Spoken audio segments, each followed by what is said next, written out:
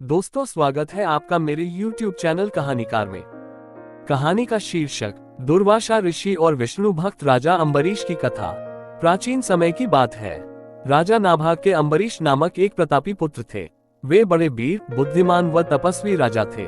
वे जानते थे कि जिस धन वैभव के लोभ में पड़कर प्राणी घोर नरक में जाते हैं वह कुछ ही दिनों का सुख है, इसलिए उनका मन सदैव भगवत भक्ति व दीनों की सेवा में लगा रहता था। राज्याभिषेक के बाद राजा अम्बरीश ने अनेक यज्ञ करके भगवान विष्णु की पूजा उपासना की, जिन्होंने प्रसन्न होकर उनकी रक्षा के लिए अपने सुदर्शन चक्र को नियुक्त कर दिया। एक बार अम्बरीश ने अपनी पत्नी के साथ द्वादशी प्रधान एकादशी व्रत करने का निश्चय किया। उन्होंने भगवान विष्णु का पूजन किया और ब्राह्मणों को अन्न धन का भरपूर दान दिया। तभी वहां दुर्वासा ऋषि का आगमन हो गया। वे परम तपस्वी व अलौकिक शक्तियों से युक्त थे, किंतु क्रोधी स्वभाव के कारण उनकी सेवा शुश्रूषा में विशेष सावधानी अपेक्षित थी। अम्बरीश ने उनका स्वागत किया और उन्हें श्रेष्ठ आसन पर बिठाया। तत्पश्चात दुर्वासा ऋषि की पूजा करके उसने प्रेम पूर्वक भोजन ग्रहण करने का आग्रह किया। दुर्वासा ऋषि ने उनका आग्रह स्वीकार कर लिया, किंतु भोजन से पूर्व नित्य कर्मों से निवृत्त होने के लिए वे यमुना नदी के तट पर चले गए। वे परब्रह्म का ध्यान कर यमुना के जल में स्नान करने लगे। इधर द्वादशी केवल कुछ ही क्षण शेष रह गई थी।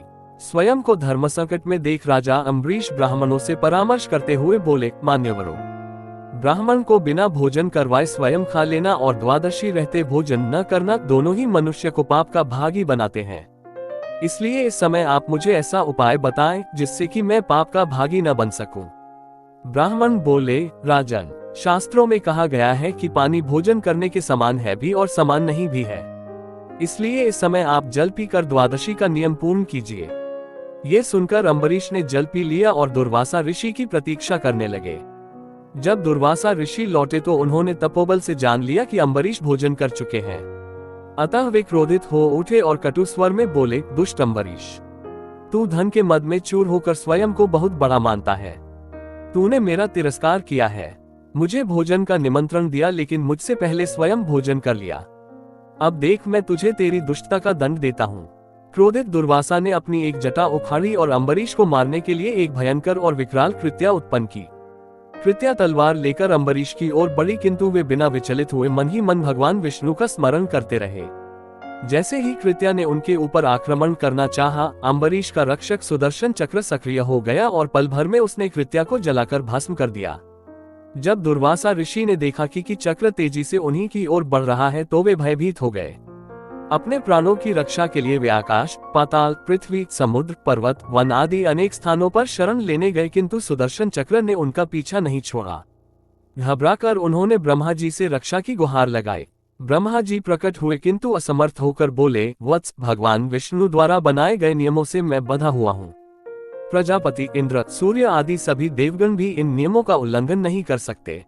हम नारायण की आज्ञा के अनुसार ही सृष्टि के प्राणियों का कल्याण करते हैं। इस प्रकार भगवान विष्णु के भक्त के शत्रु की रक्षा करना हमारे वश में नहीं है। दुर्वासा 1। ब्रह्मा जी की बातों से निराश होकर दुर्वासा ऋषि भगवान शंकर की शरण में गए। पूरा वृतांत सुनने के बाद महादेव जी ने उन्हें समझाया, ऋषिवर, ये सुदर्शन चक्र भगवान विष्णु का शस्त्र है जो उनके भक्तजन की रक्षा करता है। इसका तेज सभी के लिए असहनीय है, अतः उचित होगा कि आप स्वयं भगवान विष्णु की शरण में जाएं। केवल वे ही इस दिव्य शस्त्र से आपकी रक्षा कर सकते हैं और आपका मंगल हो सकता है। वहां से भी निराश होकर दुर्वासा ऋषि भगवान विष्णु की शरण में पहुंचे और उनके चरणों में सिर नवाकर दया की गुहार लगाई। आर्त स्वर में दुर्वासा बोले, भगवान, मैं आपका अपराधी हूँ। आपके प्रभाव से अनभिज्ञ होकर मैंने आपके परम भक्त राजा अम्बरीश को मारने का प्रयास किया। हे दयानिधि, कृपा करके मेरी इस धृष्टता को क्षमा कर मेरे प्राणों की रक्षा कीजिए। भगवान नारायण ने दुर्वासा ऋषि को उठाया और समझाया, मुनिवर, मैं सर्वदा भक्तों के अधीन हूँ। मेरे सीधे सादे भक्तों ने अपने प्रेमपाश में मुझे बांध रखा है। भक्तों का एकमात्र आश्रय मैं ही हूँ, अतः मैं स्वयं अपने व देवी लक्ष्मी से भी बढ़कर अपने भक्तों को चाहता हूँ।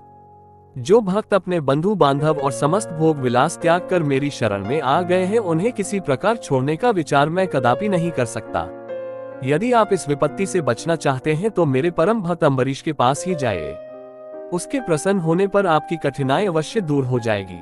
नारायण की सलाह पाकर दुर्वासा अम्बरीश के पास पहुंचे और अपने अपराध के लिए क्षमा मांगने लगे। परम तपस्वी महर्षि दुर्वासा की ये दुर्दशा देखकर अम्बरीश को अत्यंत दुख हुआ। उन्होंने सुदर्शन चक्र की स्तुति की और प्रार्थना पूर्वक आग्रह किया कि वह अब लौट जाए। उनकी स्तुति से प्रसन्न होकर सुदर्शन चक्र ने अपनी दिशा बदल ली और दुर्वासा ऋषि को भयमुक्त कर दिया। जब से दुर्वासा ऋषि वहां से गए थे तब से राजा अम्बरीश ने भोजन ग्रहण नहीं किया था। वे ऋषि को भोजन कराने की प्रतीक्षा करते रहे। उनके लौटकर आ जाने व भयमुक्त हो जाने के बाद अम्बरीश ने सबसे पहले उन्हें आदर पूर्वक बैठाकर उनकी विधि सहित पूजा की और प्रेम पूर्वक भोजन कराया। राजा के इस व्यवहार से ऋषि दुर्वासा अत्यंत प्रसन्न हुए और उन्हें अनेकशः आशीर्वाद देकर वहां से विदा हुए। दोस्तों, कैसी लगी ये कहानी कमेंट करके जरूर बताएं और चैनल को सब्सक्राइब जरूर कर लें। मिलते हैं अगले वीडियो में एक नई कहानी के साथ, तब तक के लिए धन्यवाद।